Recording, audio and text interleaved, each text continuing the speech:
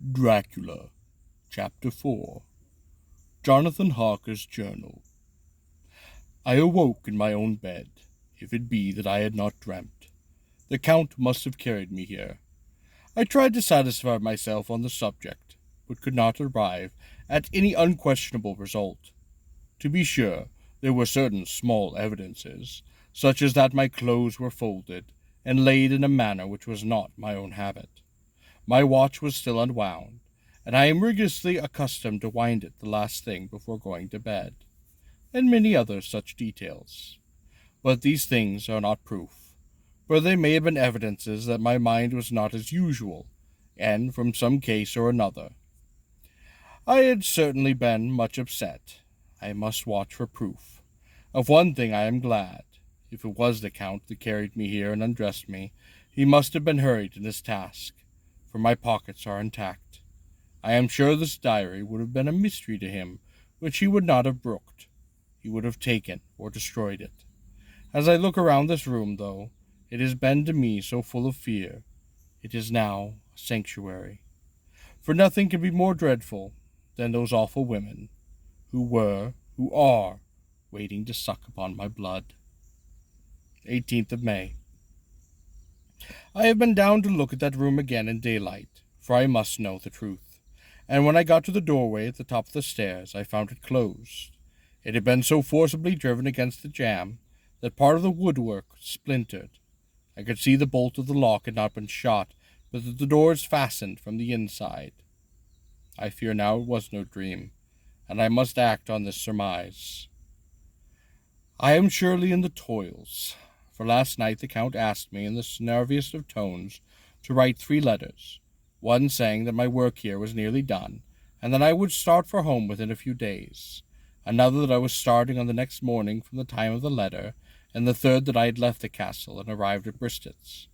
I would fain have rebelled, but I felt that in the present state of things it would be madness to quarrel openly with the Count, whilst I am so absolutely in his power, and to refuse would be to excite his suspicion, and to arouse his anger. He knows that I know too much, and that I must not live, lest I be dangerous at all to him. My only chance is to prolong my opportunities. Something may occur which will give me a chance to escape. I saw in his eyes something of that gathering wrath which was manifest when he hurled that fair woman from him.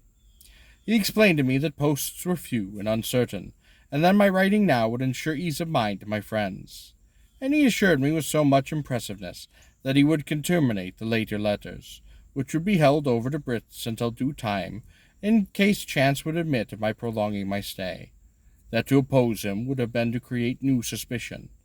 I therefore pretended to fall in with his views, and asked him what dates I should put on the letters.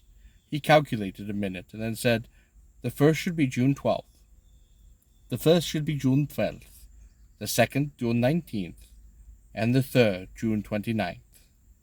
I now know the span of my life. God help me. There is a chance of escape, or of any rate being able to send word home. A band of Scani have come to the castle, and are encamped in the courtyard. These Scani are gypsies, and I have notes of them in my book. They are peculiar to this part of the world. Although allied to the ordinary gypsies all the world over, there are thousands of them in Hungary and Transylvania, who are almost outside all law.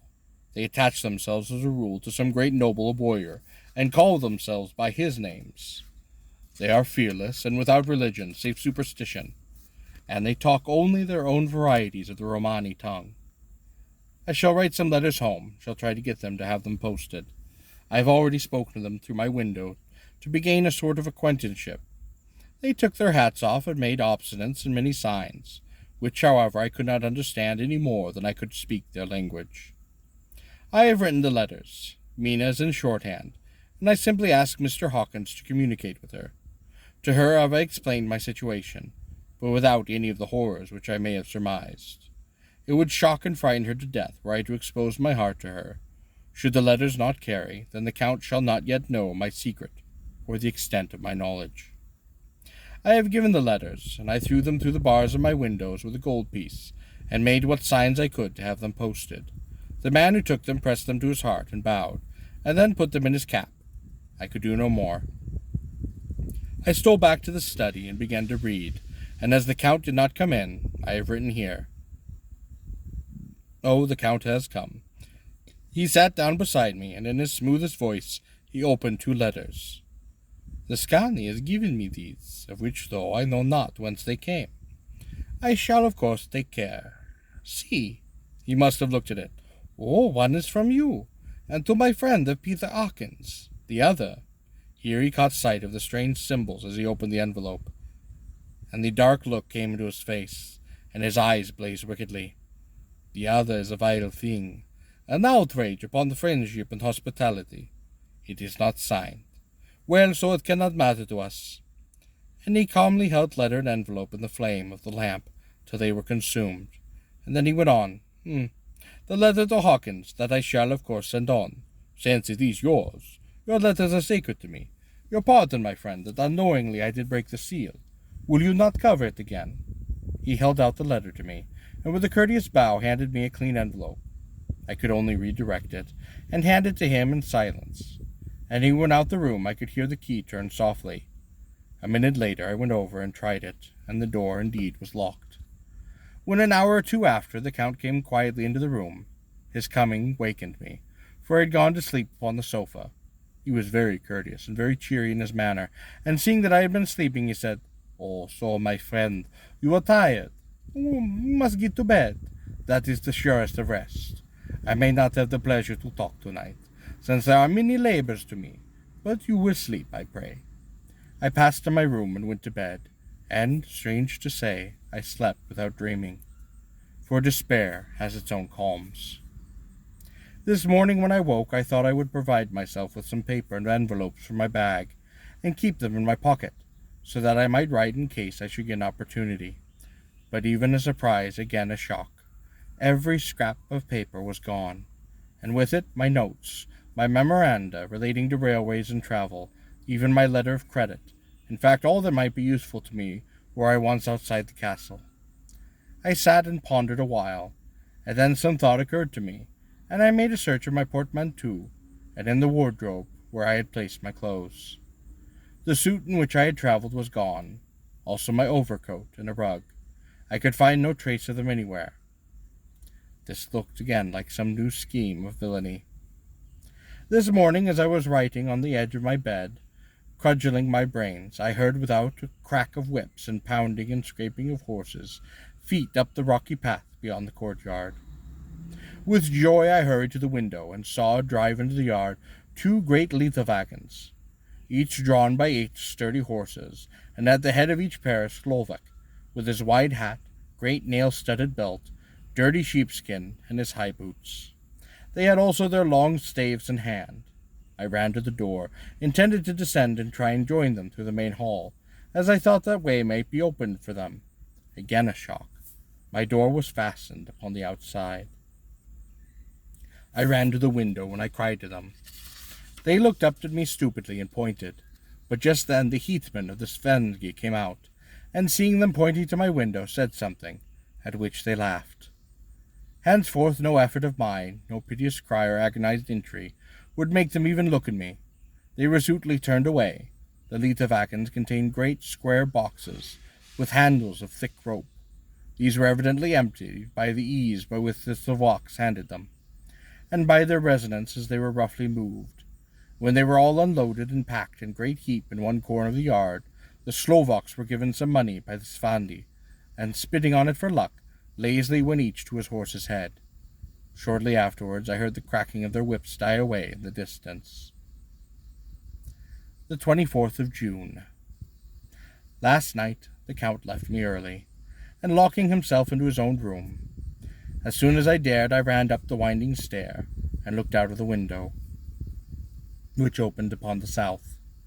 I thought I would watch for the Count, for there is something going on. The Scani are quartered somewhere in the castle, and are doing work of some kind. I know it, for now and then I hear far away, muffled summons of mattock and spade, and whatever it is, it must be to the end of some ruthless villainy. I had been at the window somewhat less than half an hour, when I saw something coming out of the Count's windows. I drew back and watched carefully, and saw the whole man emerge. It was a new shock to me to find that he had on the suit of clothes which I had worn whilst travelling here, and slung over his shoulder the terrible bag which I had seen the women take away. There could be no doubt as to his quest, and in my garb too. This then is his new scheme of evil, that he will allow others to see me, as they think, so that he may both leave evidence that I have been seen in the towns or villages posting my own letters, and that any wickedness which he may do shall be by the local people be attributed to me. It makes me rage to think that this can go on, and whilst I am shut up here, a veritable prisoner, but without the protection of the law, which is even a criminal's right, and their consolidation. I thought I would watch for the Count's return, and for a long time sat doggedly at the window. Then I began to notice that there were some quaint little specks floating in the rays of the moonlight. They were like the tiniest grains of dust. They whirled around and gathered in clusters in a nebulous sort of way. I watched them with a sense of soothing, and a sort of calm stole over me. I leaned back in the embrasure in a more comfortable position, so that I could enjoy more fully the aerial gambolling. Something made me start up, a low, piteous howling of dogs, somewhere far below in the valley, which was hidden from my sight. Louder it seemed to ring in my ears, and the floating motes of dust to take new shapes to the sound as they danced themselves in the moonlight. I felt myself struggling to wake at some call of my instincts, nay, my very soul was struggling, and my half-remembered sensibilities were striving to answer the call. I was becoming hypnotized. Quicker and quicker danced the dust, and the moonbeams seemed to quiver as they went by me into the massive gloom beyond. More and more they gathered, till they seemed to take the dim phantom shapes. Then I started, broad awake, and in a full possession of my senses, and ran screaming from this place. The phantomal shapes, which were becoming gradually materialized from the moonbeams, were those of the 3 ghostly women to whom I was doomed. I fled, and felt somewhat safer in my own room, where there was no moonlight, and where the lamp was burning brightly. Within a couple of hours had passed, I heard something stirring in the Count's room, something like a sharp wail quickly suppressed, and then there was silence, deep and awful silence, which chilled me, and with a beating heart I tried the door, but I was locked once more in my prison, and could do nothing. I sat down, and simply cried. As I sat, I heard a sound in the courtyard without, the agonized cry of a woman. I rushed to the window, and throwing it up, peered out between the bars, and there indeed was a woman with disheveled hair, holding her hands over her heart as one distressed with running. She was leaning against a corner of the gateway, and when she saw my face at the window, she threw herself forward, and shouted, in a voice laden with menace, "Monster, give me my child." She threw herself on her knees, and rising up upon her hands, cried the same words in tones which hung my heart. Then she tore her hair, and beat upon her breast, and abandoned herself to all the violences of extravagant emotion. Finally she threw herself forward, and though I could not see her, I could hear the beating of her naked hands against the door. Somewhere, quite high overhead, probably in the tower, I heard of the voice of the Count, calling in his harsh, metallic whisper. His call seemed to be answered from far away, and by the howling of wolves, and before many minutes had passed, a pack of them poured like a pent-up dam when liberated, through the wide entrance, into the courtyard. There was no cry from the woman, and the howling of the wolves was but short, and before long they streamed away, licking upon their lips. I could not pity her, for I knew now what had become of her child, and she was indeed better dead. What shall I do? What can I do? How can I escape from this dreadful thrall of night, and gloom, and fear? 25th of June, morning.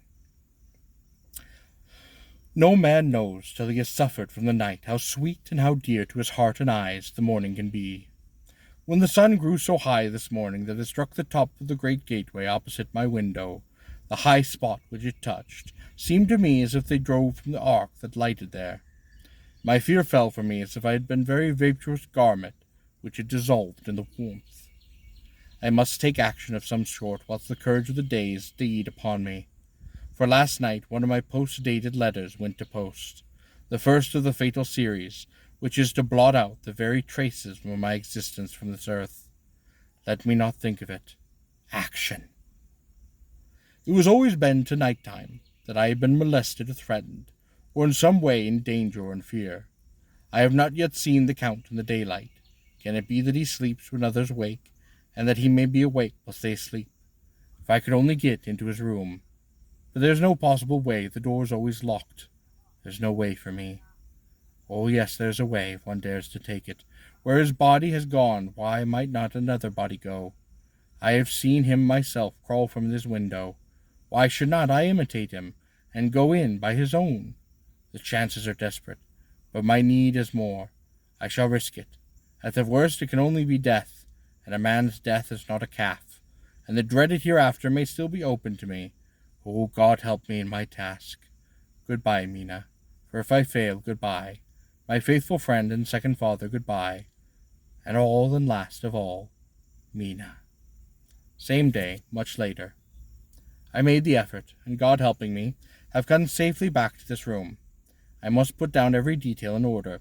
I went with my courage was fresh, straight to the window on the south, and at once got outside on the narrow ledge of stone which runs around the building on the side. The stones were quite big, and they were roughly cut, and the mortar had, by process of time, washed away between them. I took off my boots and ventured out on the desperate way. I looked down once, so as to make sure that a sudden glimpse of the awful depth would not overcome me. But after what kept my eyes away from it, I knew pretty well the direction and the distance of the Count's window, and made for it as well as I could, having regarded to the opportunities available. I did not feel dizzy. I suppose I was much too excited, and the time seemed ridiculously short till I found myself standing on the window-sill and trying to raise up the sash. I was filled with agitation, however, when I bent down and slid feet foremost in through the window. Then I looked around for the Count, but with surprise and much gladness made a discovery. The room was empty. It was barely furnished with odd things, which seemed to have never been used. The furniture was something the same style as that in the south rooms, and was covered with dust. I looked for the key, but it was not in the lock, and I could not find it anywhere. The only thing I found was a great heap of gold in a corner. Gold of all kinds, Roman, British, Austrian, Hungarian, Greek, and Turkish, covered with a film of dust, as though it had lain long upon the ground. None of it that I noticed was less than 300 years old. There were also chains and ornaments, some jeweled, but all of them very old. At one corner of the room was a heavy door. I tried it. For since I could not find the key of the room, or the key of the outer door, which was the main object of my search, I must make further examination, or all of my efforts would be in vain. It was open, and led through a stone passage to a circular stairway, which went steeply down. I descended, minding carefully where I went, for the stairs were dark, being only lit by loopholes in the heavy masonry.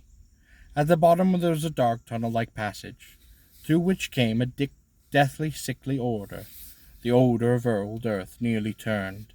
As I went through the passage, the smell grew closer and heavier, and at last I pulled open a heavy door which stood ajar, and I find myself in an old and ruined chapel, which had evidently been used as a graveyard.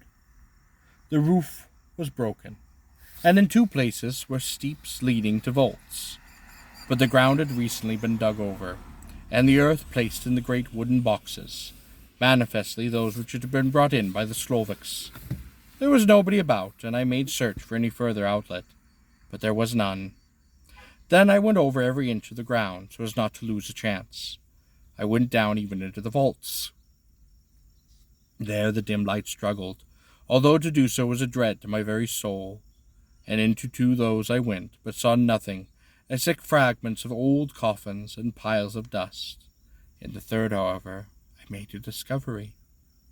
There, in one of the great boxes, with which there was 50 in all, on a pile of newly dug earth, lay the Count. He was either dead or asleep. I could not say which. for his eyes were open and stony, but without the glassness of death, and the cheeks had the warmth of life through all their pallor, and his lips were as red as ever. But there was no pulse, no sign of movement, and no breath, no beating at all of his heart. I bent over him, and I could not find any sign of life. He could not have lain there for long, for the earthy smell would have passed away in a few hours, and by the side of the box was its cover, pierced with holes here and there. I thought he might have the keys on him, but when I went to search I saw the dead eyes, and in them, dead though they were, such a look of hate, though unconscious of me in my presence, that I fled from the place, and leaving the Count's room by the window, crawled again up the castle wall. I regained once more my chamber, and I threw myself panting upon the bed, and tried to think.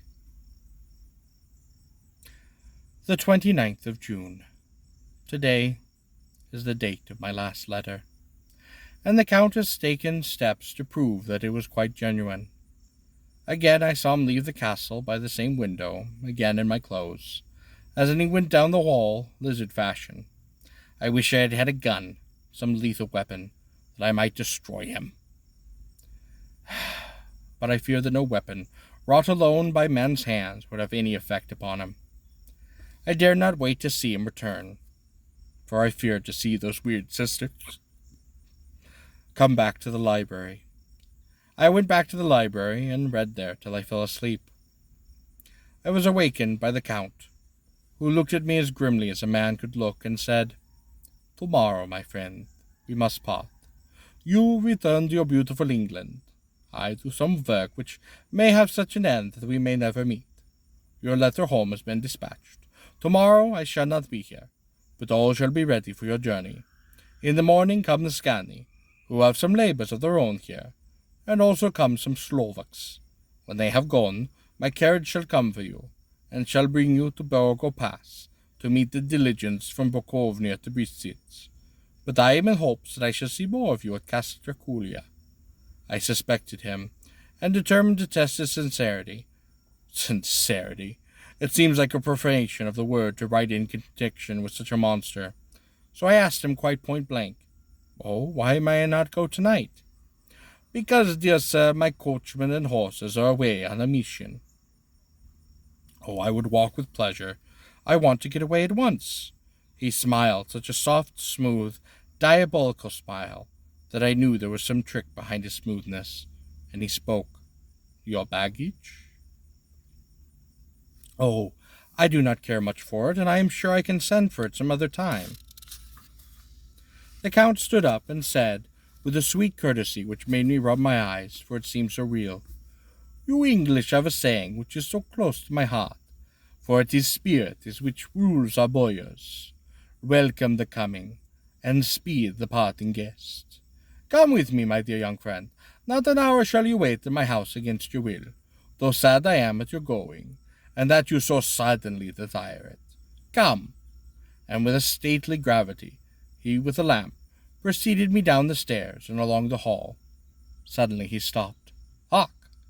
Close at hand came the howling of the many wolves, and it was almost as if the sound sprang up at the raising of his hand, just as the music of a great orchestra seems to leap up under the baton of the conductor. After a pause of a moment he proceeded, and in his stately way to the door drew back the ponderous bolts, unhooked the heavy chain, and began to draw it open. To my intense astonishment, I saw it was indeed unlocked. Suspiciously I looked around, but could see no key of any kind. But, as the door began to open, the howling of the wolves without grew louder and much angrier. Their red jaws with champing teeth, and their blunt clawed feet as they leapt, came in through the opening door, and I knew then that to struggle at that moment against the Count was useless. With such allies as these at his command, I could do nothing. But still the door continued slowly to open, and only the Count's body stood in the gap, and it suddenly struck me that this might be the moment and the means of my doom. I was to be given to wolves, and at my own instigation. There was a diabolical wickedness in the idea great enough for the Count, and as a last chance I cried out, "Shut the door! I shall wait till morning." and I covered my face with my hands to hide my tears of bitter and sad disappointment.